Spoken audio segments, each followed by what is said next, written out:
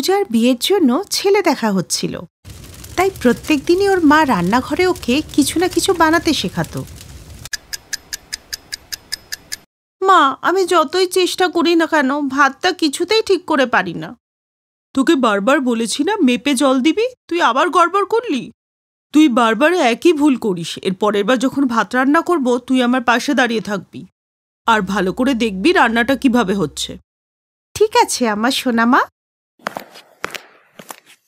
ওগো শুনছো, ওরা আমাদের মেয়েকে পছন্দ করে নিয়েছে, কালকেই রেস্টুরেন্টে দেখা করতে চাইছে। কালকেই? তাহলে তো আমাদের সব প্রস্তুতি নিতে হয়। ভাত রান্নার কথা মাঝখানেই থেকে গেল আর সবাই পূজার বিয়ে নিয়ে ব্যস্ত হয়ে গেল। এরপর বিয়ের পর পূজা তার শ্বশুর বাড়িতে যায়। পূজা সবার জন্য হালুয়া বানায় আর সবাই খেয়ে খুব প্রশংসা করে। বৌমা, হালুয়াটা দারুণ সুন্দর হয়েছে, একদম দেশি ঘি দিয়ে বানানো হালুয়া। বৌমা, হালুয়াটা খুব ভালো হয়েছে, চিনির পরিমাণও একদম ঠিক আছে। হালুয়াটা দারুণ হয়েছে পূজা, আর আমিও এইভাবেই বানাই। বাকি খাবারগুলো তো তোমার হাতে এখনো কেউ খায়নি, সেটা তো পরেই জানা যাবে যে সেগুলো কেমন রান্না করো।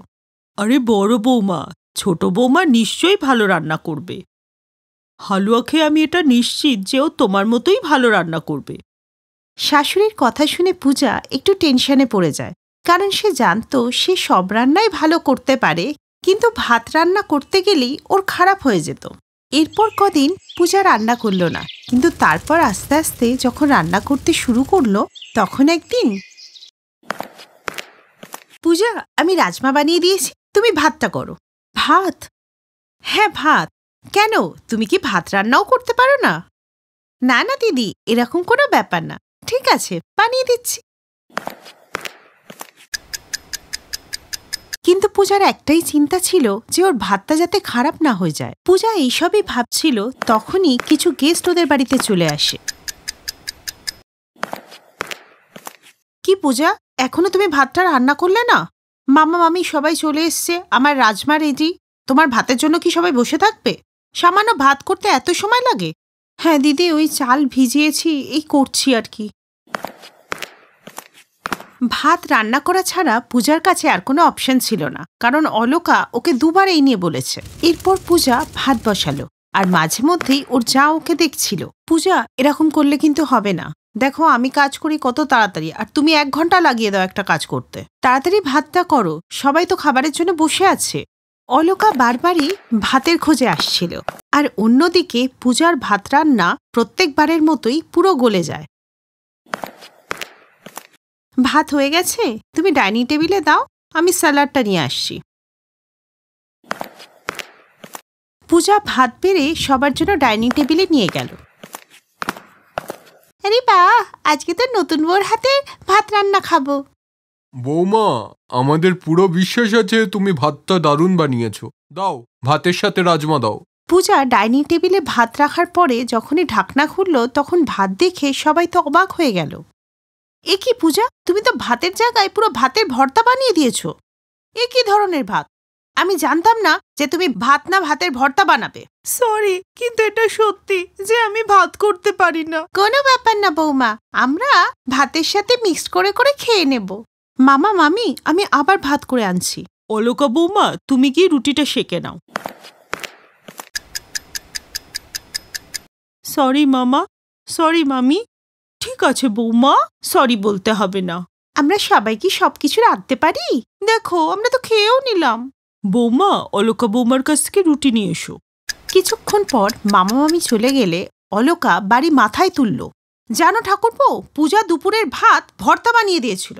এত লজ্জা করছিল না মামা মামির সামনে। মামা মামি কি ভাববে যে ছোট বৌমা ভাতও রান্না করতে পারে না? পূজার যা এত চিৎকার চেঁচামেচি করে ওকে অপমান করছিল যে ওর চোখে তাতে জল এসে যায়। চুপ করো অলোকা বৌমা, আর কতই বা বলবে? ও না পারলে তো কি হয়েছে, বৌমাকে ভাত রান্না করা আমিই শিখিয়ে দেব। শোনো বৌমা, তুমি যে ভুলটা আজকে করলে তার জন্য তোমাকে কোনো অনুতাপ করতে হবে না। আমরা সবাই কিছু না কিছু করতে পারি না। আমাকেই দেখো না, আমি যখনই আটা মাখতে যাই জল বেশি হয়ে যায় আর আটা নরম হয়ে যায়। আর অলোকা বৌমা, তুমিও তো এক এক সময় এমন তরকারি বানাও খুব ভালো হয়, এক এক সময় খুব খারাপ হয়। খারাপ হলে কি তুমি মাইক নিয়ে বলতে থাকো যে বাজে হয়েছে?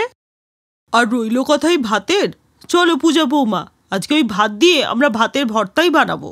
তুমি আমাকে পেঁয়াজ, রসুন, লঙ্কা, আদা সব কেটে দাও। আমি এই সব কিছু দিয়ে ভাতের ভর্তা বানাবো।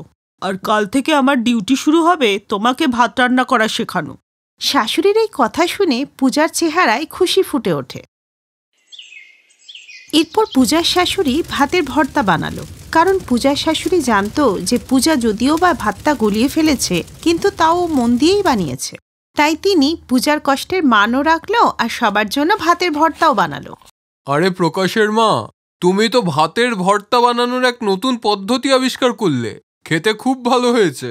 আর বৌমা, তোমাকে আর ভাতটা ঠিক করে রাখতে হবে না, তুমি এভাবেই রেধো, তোমার শাশুড়ি ভর্তা বানিয়ে দেবে। আরে না না, আমাদের বৌমা ভাত রান্না করতেও শিখবে। কিন্তু এটা আলাদা ব্যাপার যে কখনো কখনো আমরা এই ভর্তাটাও বানাবো। কিন্তু বৌমাকে আমি এমন ভাত রান্না শেখাবো যে প্রত্যেকটা চাল আলাদা হয়। ঝরঝরে ভাত রাঁধতে গেলে আগে তার পদ্ধতি জানতে হয়।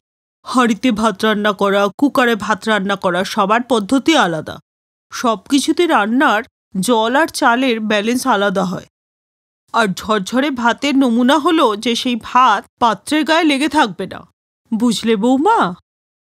সত্যি মা, তোমার মতো শাশুড়ি পেয়ে আমি ধন্য। সরি পূজা, আমি না একটু বেশি বলে ফেলেছিলাম, কিন্তু আমিও তোমার ভালো যা। আমি জানি দিদি, তুমিও খুব ভালো, আর এখানে সবাই খুব ভালো। সবাই আমাকে খুব ভালো করে বোঝে আর ভালোবাসে। আর কিছুদিনের মধ্যেই পূজা শাশুড়ির কাছ থেকে ভালো ভাত রান্না করা শিখে যায়, আর এখন সে ঝরঝরে ভাত রান্না করে। কিন্তু মাঝে মাঝে ওদের বাড়িতে ভাতের ভর্তাটাও রান্না হতো, কারণ পূজার হাতের রান্না গলা ভাত ওদের বাড়িতে একটা ফেভারিট আইটেমে পরিণত হয়ে যায়।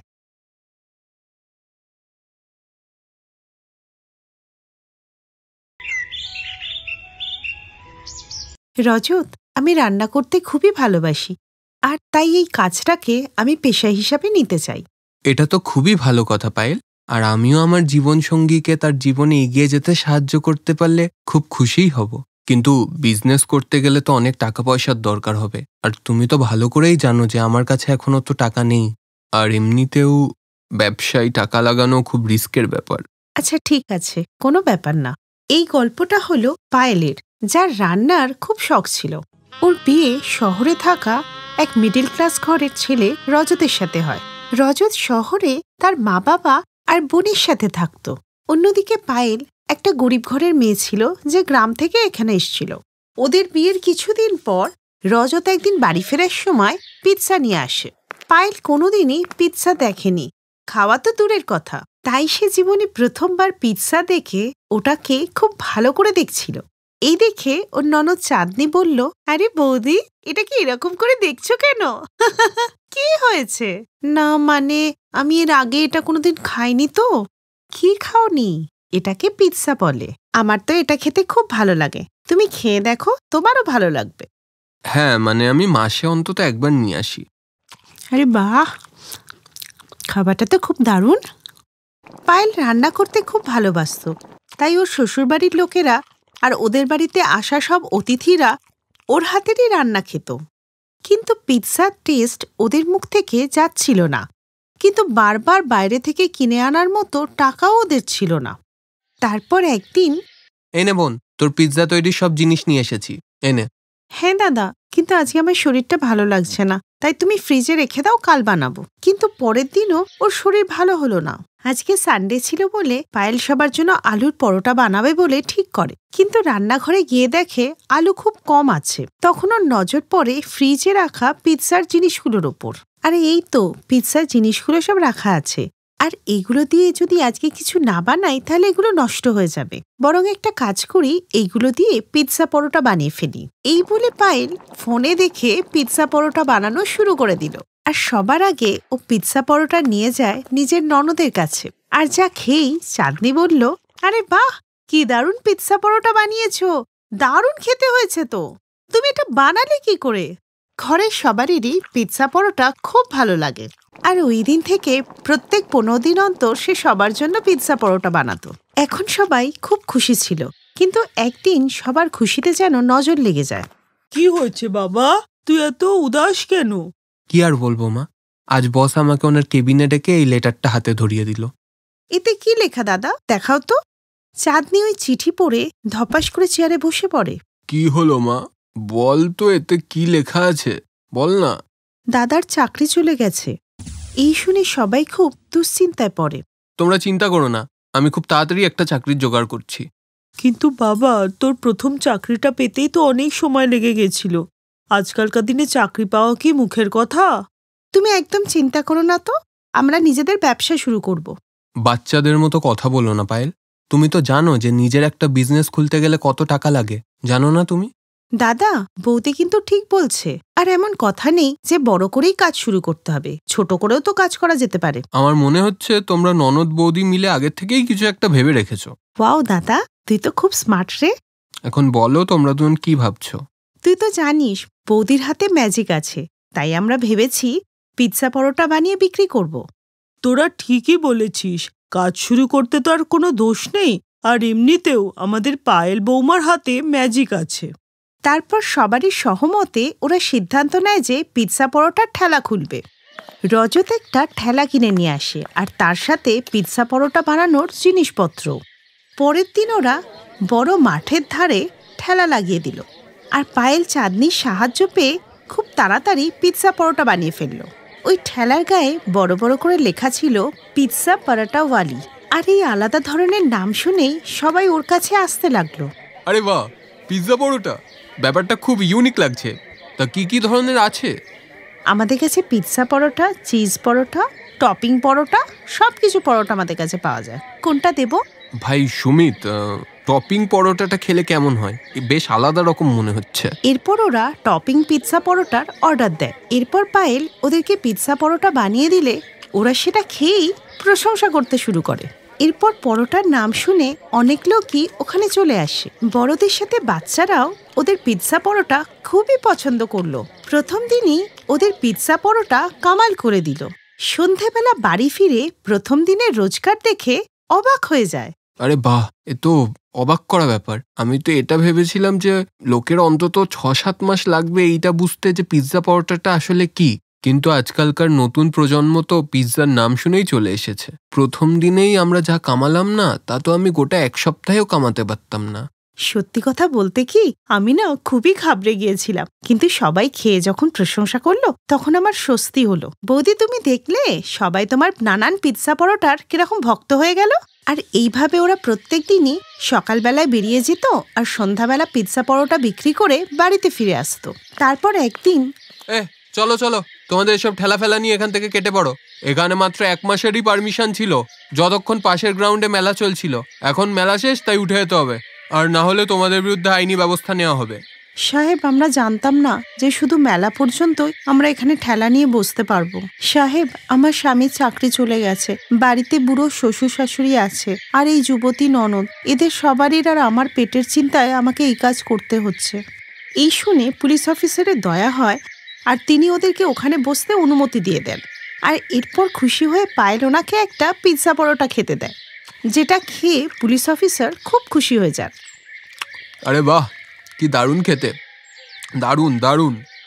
ঠিক আছে, তোমরা এখানেই ঠেলা লাগিয়ে ব্যবসা করো, আমি থাকতে তোমাদের কোনো অসুবিধা হবে না। এই বলে অফিসার ওখান থেকে চলে যায়। আর ওদের দোকানে আবার খদ্দেরের ভিড় লেগে যায়, আর ওদের আরো উপার্জন হতে লাগলো। আর রজতও তার বউকে এই ব্যাপারে সাহায্য করতে লাগলো। আর কিছুদিনের মধ্যেই ওদের দারিদ্রতা কেটে যায়। আর এরপর ওরা একটা বড় দোকান নেয়, যেখানে ওদের আরো উপার্জন হতে লাগলো। Thanks for watching.